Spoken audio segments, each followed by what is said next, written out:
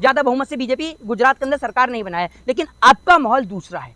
आपका माहौल इसलिए दूसरा है कि अब के माहौल में देश के अंदर बेरोजगारी बढ़ती जा रही है, अब के माहौल में सरहद पे जवान शहीद होता जा रहा है, खेत का किसान शहीद होता जा रहा है, तो इसलिए आपका माहौल बहुत अलग है। जिस प्रकार से कलम के ऊपर और किताब के ऊपर टैक्स लगाया गया, आपको कहीं ना कहीं ये नहीं लगता कि देश के लोगों को शिक्षा से वंचित रखा जा रहा है? तो आप कैसे कह सकते हैं कि नरेंद्र मोदी जी इस देश के सर्वश्रेष्ठ प्रधानमंत्री हैं? आटे के ऊपर टैक्स लगाया गया, ये काम तो अंग्रेजों किया करते थे, आप तो उनसे बदतर काम कर रहे हैं। फूट डालो शासन करो की नीति से अंग्रेजों ने भारत देश को गुलाम बनाया और लगभग 250 साल की गुलामी को भारत देश ने झेला है। अब उस गुलामी के बाद आप वापस से जो आपस में लड़कर इस देश को दोबारा से गुलाम बनाएंगे तो ये देश निश्चित तौर पर गुलाम हो जाएगा। लेकिन हिटलर में और नरेंद्र मोदी जी में आज के टाइम में मैं कोई अंतर खास नहीं समझता हूँ। उसके पीछे सबसे बड़ा कारण ये कि हिटलर ने इस देश के अंदर जो हिटलर के विरोधी हुआ करते थे ना, हिटलर उनसे बहुत नफरत किया करता था और यही काम नरेंद्र मोदी जी भी करते हैं। अच्छा मोहित शर्मा, गुजरात में जो क्या मुद्दे रहने वाले हैं इस बार जिस पर जनता वोट देगी, क्योंकि बार बार भारतीय जनता पार्टी गठबंधन के साथ सरकार बनाती है या कैसे भी जो सरकार बना लेती है, लेकिन कहीं ना कहीं कांग्रेस जो है वो पीछे नजर आ रही है। तो क्या मोहित शर्मा क्या मुद्दे हैं इस बार के? देखिए, मैं आपको बता दूं, मैं किसी पार्टी को जो है रिप्रेजेंट नहीं कर रहा हूं। सबसे पहली बात तो ये कि गुजरात को सोचना चाहिए। गुजरात जो गांधी की भूमि का देश है, गुजरात वो देश है जो अपने आप में साबरमती आश्रम से लेकर महात्मा गांधी, बापू से लेकर सभी के लिए जाना जाता है, ठीक है ना। अब गुजरात की उस भूमि पे अगर एक महिला के साथ बलात्कार होता है और उस भूमि पर बलात्कारियों का स्वागत फूल की माला पहनाकर किया जाता है, तो ये सवाल पहला खड़ा होता है। दूसरी बात यह कि गुजरात हो, चाहे फिर वो कोई भी भारत देश का कोई भी राज्य हो, चाहे वो राजस्थान हो, चाहे फिर वो पंजाब हो, चाहे वो हरियाणा हो, चाहे फिर वो कोई भी उत्तर प्रदेश हो, कोई भी राज्य हो, हर एक प्रदेश का नौजवान आज रोजगार मांगता है। अगर इस देश के अंदर पेट्रोल का रेट बढ़ रहा है तो ऐसा नहीं है कि पेट्रोल अगर यहाँ पर आपको मुंबई के अंदर अगर आपको 80 रुपये लीटर मिल रहा है तो आपको गुजरात के अंदर 40 रुपये लीटर मिलेगा, ऐसा नहीं है। 1-2 रुपये का अंतर और हेरफेर देखने को मिलता है। अगर बेरोजगारी है तो पूरे भारत देश के अंदर है। तो भारत देश का नौजवान बेरोजगारी के नाम पर जो है आज बीजेपी के अगेंस्ट वोट डाल रहा है।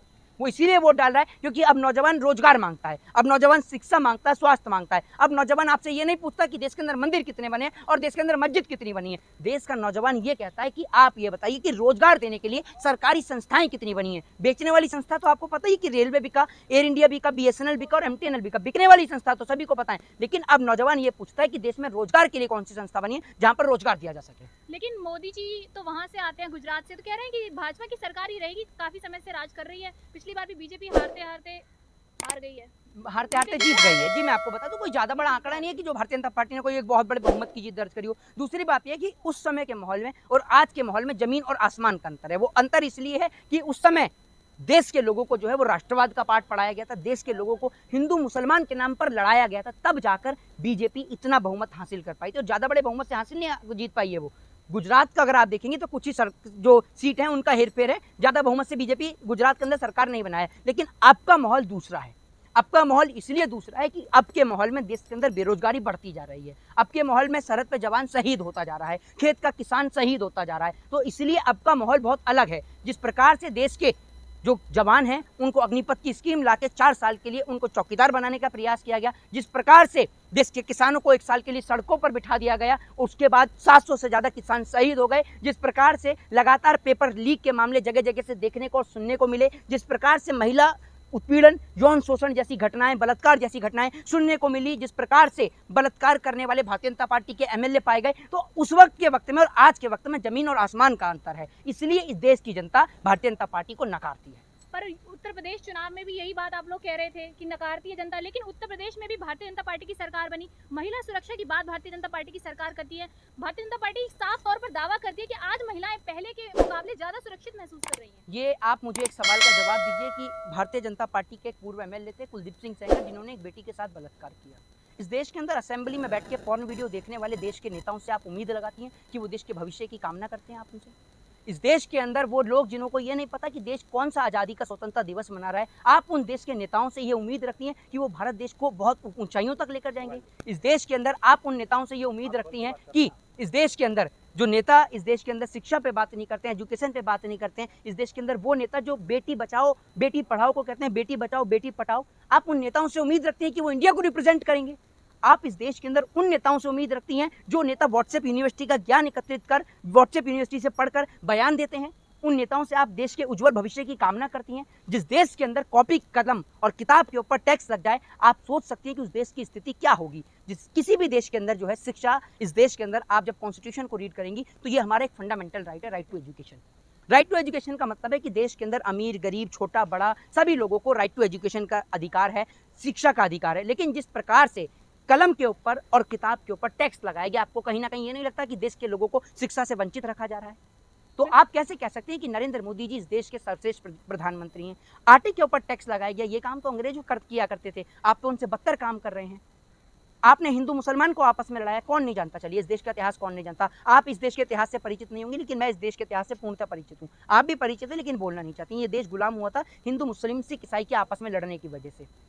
अंग्रेजों ने एक नीति को अपनाया, divide and rule. Divide and rule की नीति से, फूट डालो शासन करो की नीति से अंग्रेजों ने भारत देश को गुलाम बनाया और लगभग 250 साल की गुलामी को भारत देश ने झेला है। अब उस गुलामी के बाद आप वापस से जो आपस में लड़कर इस देश को दोबारा से गुलाम बनाएंगे, तो ये देश निश्चित तौर पर गुलाम हो जाएगा। लेकिन आज अगर देश गुलाम हो जाता है, तो देश को आज़ाद कराने के लिए हमारे पास में राजगुरु सुखदेव, भगत सिंह, मौलाना अब्दुल कलाम आज़ाद, अशफाक उल्लाह खां जैसे क्रांतिकारी नहीं है। और उस दौर में लोगों के पास जज्बा हुआ करता था, महिलाएं जो है वो लड़ा करती थी, महिलाएं महारानी लक्ष्मीबाई जैसी हुआ करती थी, महिलाएं लड़ा करती थी, महिलाएं स्कूल बनाने के लिए महिलाएं सबसे पहले आगे, सावित्रीबाई फुले, ज्योतिबाई फुले, आप देखिए कितना बड़ा एक देश के अंदर एक उनका योगदान रहा है स्कूलों के लिए, विद्यालयों के लिए, शिक्षा के लिए। तो मैं आपको बता दूं कि उस टाइम की महिलाएं अलग हुआ करती थी। फुल्लन देवी को आप देखिए, जो महिलाएं लड़ गई, तो इस प्रकार की महिलाएं हुआ करती थी, क्रांतिकारी हुआ करते थे, नौजवान हुआ करते थे। इस प्रकार के नौजवान नहीं हुआ करते थे कि पार्कों में महिलाओं को लेकर बैठे हुए हैं, ठीक है ना, देश की स्थिति की कोई बात ही नहीं कर रहे हैं।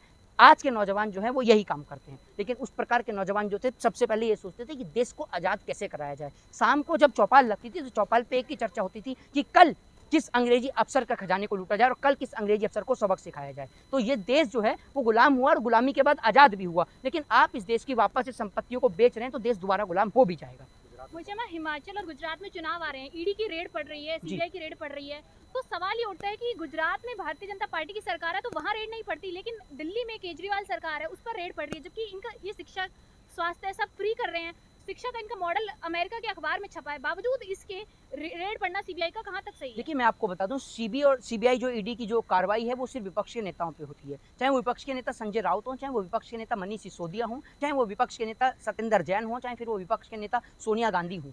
जो ईडी की रेट है, जो सीबीआई की रेट है, वो इन्हीं के ऊपर पड़ती है, विपक्ष के नेताओं के ऊपर पड़ती है। और ये इसलिए पड़ती है ताकि विपक्ष की आवाज़ को गुमराह कर दिया जाए, विपक्ष को जेल के अंदर बंद कर दिया जाए। हिटलर में और नरेंद्र मोदी जी में आज के टाइम में मैं कोई अंतर खास नहीं समझता हूँ। उसके पीछे सबसे बड़ा कारण ये है कि हिटलर ने इस देश के अंदर, जो हिटलर के विरोधी हुआ करते थे ना, हिटलर उनसे बहुत नफरत किया करता था। और यही काम नरेंद्र मोदी जी भी करते हैं। नरेंद्र मोदी जी भी अपने जो हेटर्स हैं, जो उनके विपक्ष वाले लोग हैं, उनसे बहुत नफरत करते हैं, बेहद नफरत करते हैं। इसका आपको प्रमाण देखने को मिलता भी है। प्रधानमंत्री जी महिलाओं के लिए किस प्रकार की टिप्पणी करते हैं वो आपने सुना ही होगा। विपक्ष के नेताओं के द्वारा क्या क्या टिप्पणी होती है वो भी आपने सुना ही होगा। पर बावजूद रोजगार, शिक्षा, स्वास्थ्य, इन सबको हटाकर जनता वोट देकर भारतीय जनता पार्टी को क्यों सत्ता में बिठा रही? क्या 2024 में नरेंद्र मोदी वापस आएंगे? देखिए, ये सवाल तो आपको मैं एक बात बता दूं कि अगर देश की जनता बेरोजगारी को नहीं देखेगी, अगर देश की जनता देश की अर्थव्यवस्था को नहीं देखेगी, देश की इकोनॉमी को नहीं देखेगी, देश की जनता इस देश के अंदर बढ़ती बेरोजगारी, बढ़ते अपराध, महिलाओं के साथ यौन उत्पीड़न, महिलाओं के साथ जिस प्रकार की घटनाएं हो रही हैं, जिस प्रकार से इस देश के अंदर एक बच्चे को पानी नहीं पीने दिया जाता, समाज किस और पीछे जा रहा है, ये आप देखने वाली बात है। अगर इन सब के चलते भी अगर इस देश का नौजवान और इस देश के लोग अगर भारतीय जनता पार्टी को वोट देते हैं, तो मेरे ख्याल से मैं ये सोचने को मजबूर हो जाऊंगा और मैं ये सोचूंगा भी इस बात को कि क्या मैं जो बोलता हूँ खड़े होकर, मेरा बोलना पूर्णतः व्यर्थ है, क्या मेरा बोलना पूरी तरीके से वेस्ट है, ये सोचने को मैं मजबूर हो जाऊंगा। जय हिंद, जय भारत, वंदे मातरम।